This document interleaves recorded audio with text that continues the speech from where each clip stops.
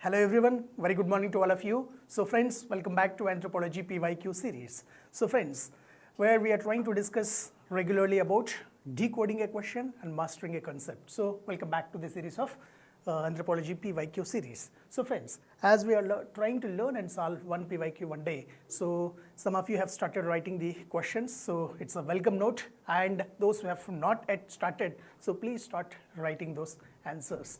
So friends, without wasting much of time, let's try to proceed into our actual topic of discussion for the day. So let's take up the question and let's proceed with the today's discussion. So first, the question of the day for us is that the agenda of the biological anthropology became more scientific from the middle of the 20th century. So justify. So this is the question for us. So the question is from the very basics, and the question is from the first unit, so branches of anthropology. So it's a direct hit question. So where the question is asking about how the scope of the anthropology has been shifted from the traditional approaches to more scientific approaches. So they are asking us to justify. So we have to provide some evidences and we have to provide some solid backup to our answer. So that's the importance of the word justify here, right? So let's try to explore and let's try to discuss about the approach of the answer, how we can proceed with the approach. So meanwhile, what you can do, you can text like how you have approached. So in the body portion, so what kind of aspects you have added. So you can just each of you can just mention one point so that we can take up and we can see your participation also in the discussion, right? So you can add up your comments like what factors that made shift from the traditional approach to more scientific approach. So you can just type in the chat box. So meanwhile, let's try to see how you can approach to the answer. So in the very basic introduction, what you can say, the question is talking about the central theme of the topic is the biological anthropology. So where you can start the discussion or you can start the answer by defining biological anthropology in a very simple fashion. And then in the introduction itself, you should bring in the context of the question. So where you should simply highlight its transitional nature since 20th century. So this you have to do because the question is seeking that from us. So that's one thing. Then in the body portion of the answer, what we can do? So the question is asking us to justify the given statement. So how you can justify the given statement? So you can justify the given statement with some sort of systematic examples. So there what you can do, you can explain how biological anthropology has been shifted from descriptive racial typologies to rigorous evolutionary and scientific framework. So earlier it was like descriptive based. Earlier it was primarily focusing on the racial typologies and racial aspects of the humans like that.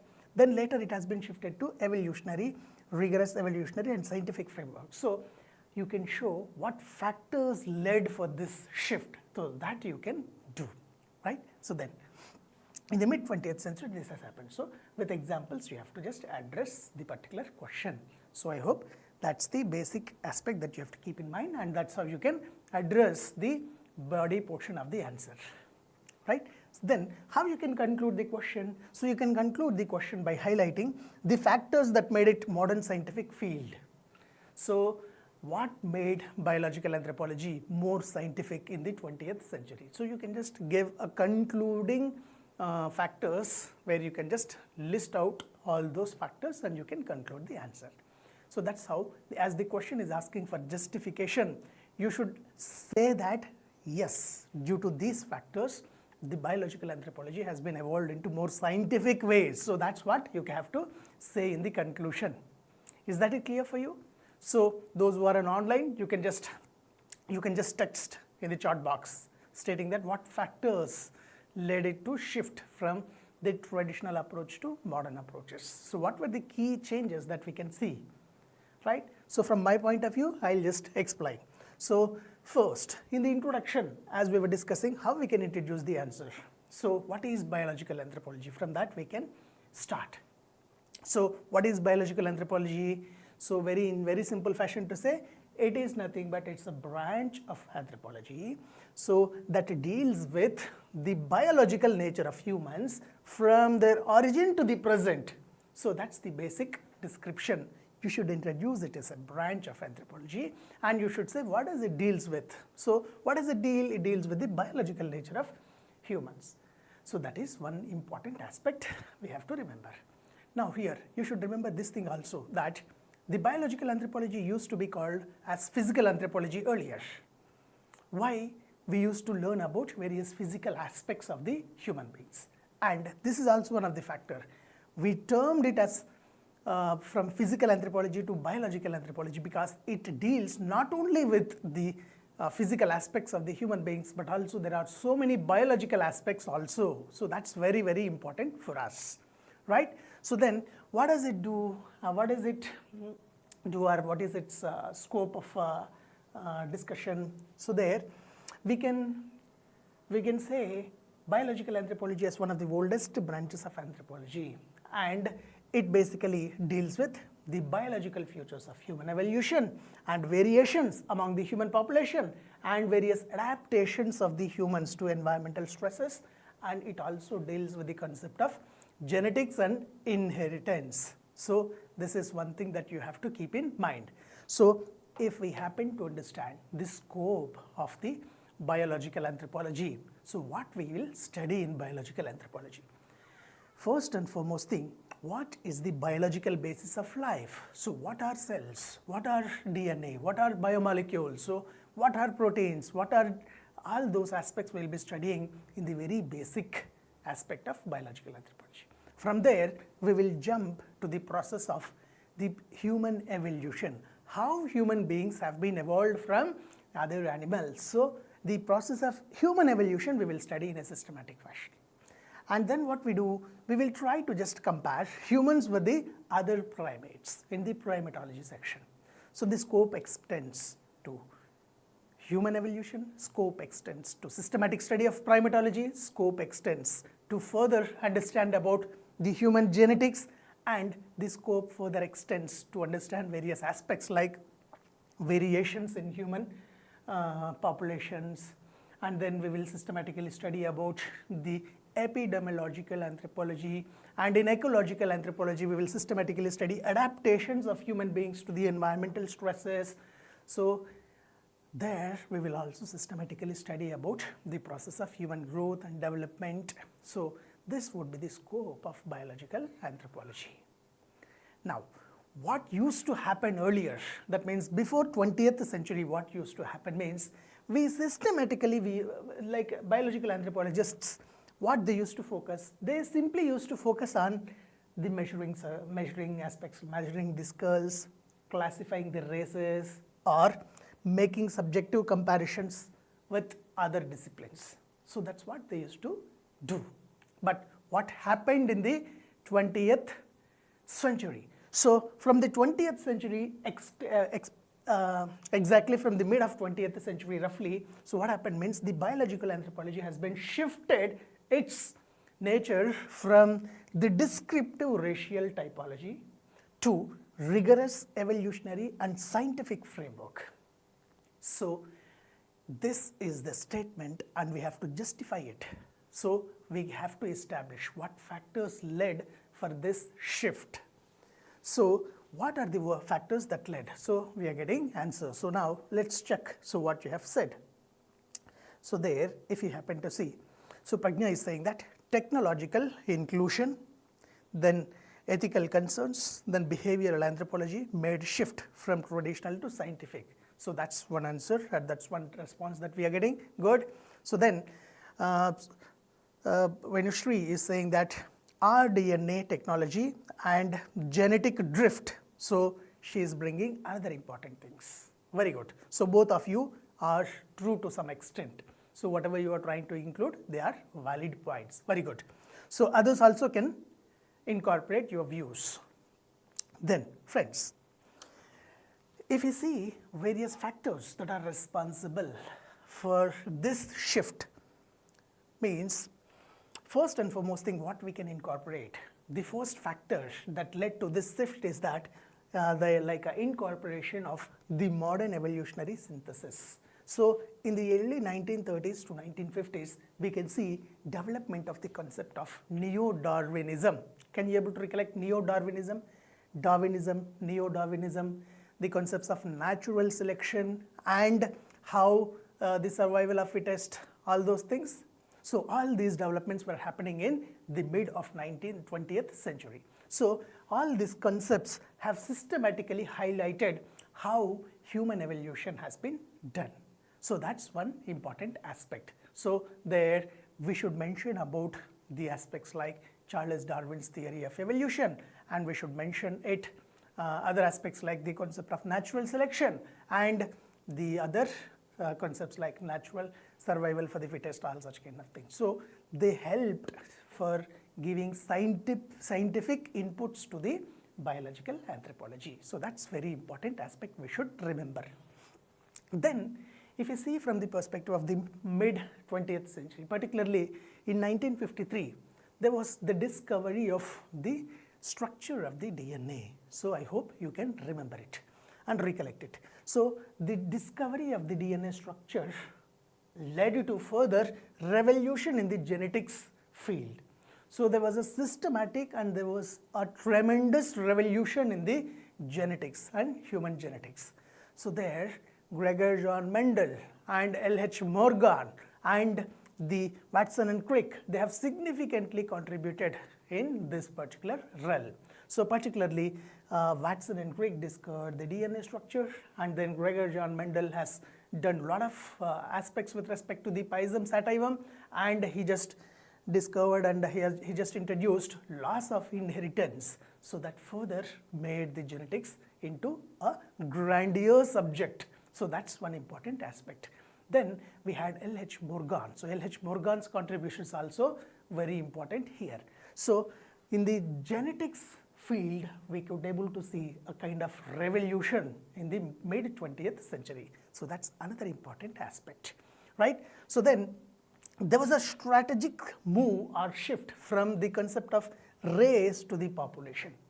So till mid 20th century, or to say 20th century, the prime focus of the biological anthropology was on simply classifying the races or simply discussing about different races of the world or like typology of the races, all those things. So human studies on the humans were restricted to the racial concepts. Rather, what has happened in the mid 20th century, we have got the population genetics. So there we could able to just bring in new concepts like the concepts like genetic drift and the concepts like our Hardy-Weinberg rule and the Dobzhansky effect. So all such things brought in some new inputs to the biological anthropology, where our focus has been shifted from the primary racial centric understanding of the biology or biological anthropology to the population centric understanding of the concepts. So how the population variations exist. So that's how we started doing. So this is another important shift that we can understand, right? So then there was a shift from processual and experimental focus. Processual and experimental focus. So actually what used to happen earlier, we simply used to just study what is what, like that, where we never used to focus on the procedural or processual kind of aspects. So from the mid 20th century, what has happened? So there was a shift in from this shift to this experimental focus. We started making experiments on everything. So let's say, for example, if we take up the mutation theory. So what are mutations, how mutations will exist, and to what extent they will continue. So Hugo de Vries, I hope you can recollect Hugo de Vries. So Hugo de Vries has done mutation, advocated mutation theory. So there he systematically experimented with the tail of the rats, and he just explained it in a systematic fashion. So that's how what we have done. So we have moved to the experimental realm. So that is one another important factor that led for this particular shift. I hope this is also clear to you. Now, there were so many other approaches have been advocated in the biological anthropology.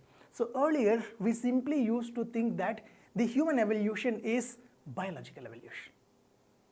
So later on, what we observed is that human evolution is neither biological nor cultural in a simple way. Rather, it is a beautiful blend of biological as well as cultural. So there we have brought in another approach that is known as biocultural approach of human evolution, where biological factors will influence the cultural factors and cultural factors further determine the biological factors. So this is how the biological anthropology's scope has been further redefined. So that's how we took a new shift here also. So that made the biological anthropology towards approaching more scientific way. So that's one thing. Then we have introduced, like there was an introduction of new physical anthropology, so into the biological anthropology. So new physical anthropology focused on studying the concepts of population related aspects that we understood here. So this new population anthropology concept has been introduced by Sherwood Washburn, so in 1950s. So this actually and this in reality brought in the major shift from the traditional understanding of the biological anthropology to the scientific genre of the subject. So that is one thing. So introduction of new physical anthropology played one another important role, right? So then like we have these things like advances in the dating and analytical techniques. So in the mid-20th century, we have got so many advanced technologies in the dating methods. So chronometric methods, all such kind of things, carbon dating method and potassium argon method or fission track dating method. So all such kind of new advancements in the dating that further led for understanding the biological anthropology in a modern sense, so in a scientific way. So here, after the discovery of the DNA, we also have systematically developed so many concepts. And in the genetic realm, as you're saying, like recombinant DNA technology and genetic engineering. So this further enlarged the scope of the biological anthropology. And this further made the biological anthropology more scientific, right? So that is one thing. So all of these aspects that led for the shift of the biological anthropology from its descriptive racial typology, descriptive nature to the experimental one. So where we focused more on the scientific nature of the biological anthropology, right? So that's one important aspect and that's how you should mention and you have to explain like what factors made like that. So this is one important aspect, right? So then how you can conclude the answer? So the question is asking us to justify the statement. You should catch it. So when the statement, when the keyword is justify, so there what you have to do, you have to systematically establish that particular statement. So they have assumed the statement is true. And now what they are asking you to substantiate it with some examples so that you can justify the given statement. You can establish it as a rightful statement. So we have shown some of the examples. We have shown some of the aspects. So these factors made it to shift from more towards scientific aspect. Now, how can we conclude? So we have to reiterate and we have to say that thus, because of all these factors, it became more scientific. So here what you have to just mention, so you can mention like this. So you can say that thus, by mid-20th century, biological anthropology has been evolved into a quantitative, evolutionary, evidence-driven discipline, abandoning the racial typologies. So here you have to understand the nature again clearly. So till 20th century, the prime focus of the biological anthropology was surrounding the systematic studies of races and the racial classifications. That's it. So in the mid-20th century, the biological anthropology has been evolved as a quantitative subject. So we have started studying it in a quantitative way. So various aspects, the scope has been elaborated and in an evolutionary way. So we started understanding everything from the evolutionary perspective, and then we started converting the biological anthropology into an evidence-driven discipline. So we started searching the evidences for everything. So whatever we say, so we have gone for experiments and we have tried to collect some evidences, then we have tried to establish the facts. So that's how, so we have proceeded. So this is how you can conclude the answer. And then later on what you can say that various factors like advancements in genetics or advances in the genetics, that you are calling it as the recombinant DNA technology, right? So then evolutionary theories like human evolution, like Charles Darwin's theory of evolution, neo-Darwinism, so modern synthetic theory of evolution, all such kind of theories. Then fossil sciences. So here you have to remember about the fossil evidences also and primatological advancements. So there was a systematic advancements in the primatology section also. So we have some of these scholars like Jane Goodall. So do you remember Jane Goodall? So Jane Goodall has recently passed away also. So the contributions of Jane Goodall and has revolutionized the primatology section. So that was one another factor you have to incorporate. And fossil studies took new direction with the efforts of Leakey and Lewis. So you have to mention about them also. So one thing is like fossil science. So in fossil evidences, we had some systematic developments. So then we have used statistical methods also for understanding the biological anthropology. So all these factors, advances in genetics, evolutionary theories, fossil sciences and statistical methods made biological anthropology a modern scientific field which is grounded in the empirical research rather than a mere descriptive classification. So this is what you have to mention in the answer. So again, to just simply highlight, earlier it was a descriptive subject, descriptive discipline. Then later on what has happened, so we have made it into an empirical research. So this was the demand of the question. So I hope it is clear to you all. So any further doubts in this particular topic, you can just type in your comment section.